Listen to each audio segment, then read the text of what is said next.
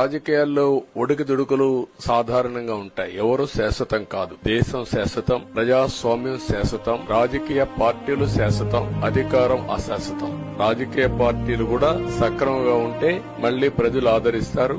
లేకపోతే రాజకీయ పార్టీలు కూడా చాలా పార్టీలు కనుమరుగైపోయినాయి. వ్యక్తులు కనుమరుగైపోయారు, రాజకీయ పార్టీలు కనుమరుగైపోతాయి. కానీ ఇంత హిస్టారికల్ ఎలక్షన్ నేను ఎప్పుడు చూడను. నా జీవితంలో చాలా ఎలక్షన్స్ ఫేస్ చేస్తే కానీ వేవ్ కనపడేది, వ్యతిరేకత కనపడేది. కానీ ఈ ఎలక్షన్ లో ఎక్కడో అమెరికాలో ఉండే వ్యక్తి ఒక 5 లక్షలు 10 లక్షలు ఖర్చు పెట్టుకొని నేను రావాలి, ఓటేయాలి, రాష్ట్రం నిలబడాలి, ప్రజలు గెలవాలి అనే ఆవేదనతో వచ్చారు.